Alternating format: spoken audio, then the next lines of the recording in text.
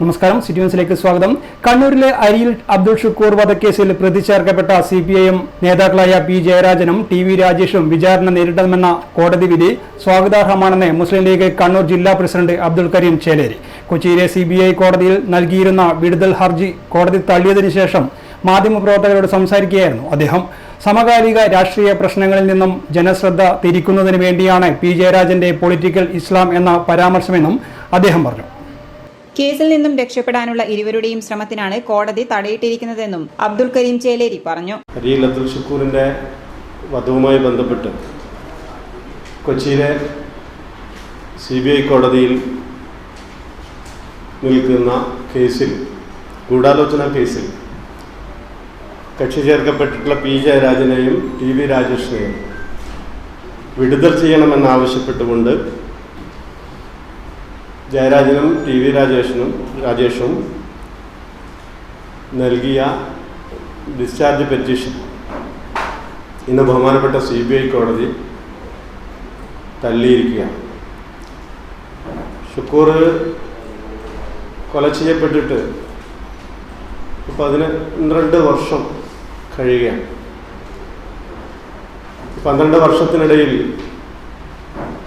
മുസ്ലിം ലീഗും ഷുക്കൂറിൻ്റെ ഉമ്മയും കുടുംബവും നടത്തിക്കൊണ്ടിരിക്കുന്ന നിയമപരവും രാഷ്ട്രീയപരവുമായ പോരാട്ടങ്ങളുടെ ഒരു വലിയ വിജയമാണ് ഇന്ന് CBI കോടതിയിലൂടെ ഉണ്ടായിരിക്കുന്നത്.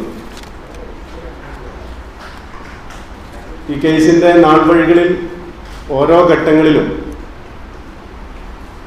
ഇത് തടസ്സപ്പെടുത്താൻ ജയരാജനും രാജേഷും CPIM-ഉം നടത്തിയിട്ടുള്ള ശ്രമങ്ങളൊക്കെ നമുക്കെല്ലാവർക്കും അറിയാവുന്നതാണ്.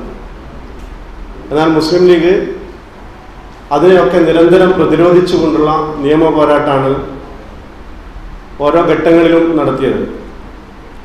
മുസ്ലിം ലീഗിൻ്റെ അഭിനന്ദനായിട്ടുള്ള സംസ്ഥാന പ്രസിഡന്റ് പാണക്കാട് സയ്യിദ് സാദിഖ് അലി ശിഹാബ് തങ്ങളും പാർട്ടിയുടെ ദേശീയ ജനറൽ സെക്രട്ടറി PK കുഞ്ഞാലിക്കുട്ടി സാഹിബും അതുപോലെ തന്നെ സംസ്ഥാന ജനറൽ സെക്രട്ടറി PMA സലാം സാഹിബും ഉൾപ്പെടെയുള്ള പാർട്ടിയുടെ സംസ്ഥാന നേതൃത്വത്തിൻ്റെ നിരീക്ഷണത്തിലും മേൽനോട്ടത്തിലും കണ്ണൂർ ജില്ലാ മുസ്ലിം ലീഗ് കമ്മിറ്റി കൂടി ഈ കാര്യത്തിൽ നിതാന്തമായിട്ടുള്ള ജാഗ്രത പുലർത്തുകയും ഇതിൻ്റെ കേസിൻ്റെ ഓരോ ഘട്ടങ്ങളിലും അത് തടസ്സപ്പെടുത്താനുള്ള ശ്രമങ്ങളെ സുപ്രീം കോടതിയിലടക്കം മുസ്ലിം ലീഗ് പ്രതിരോധിക്കുകയും ചെയ്തു.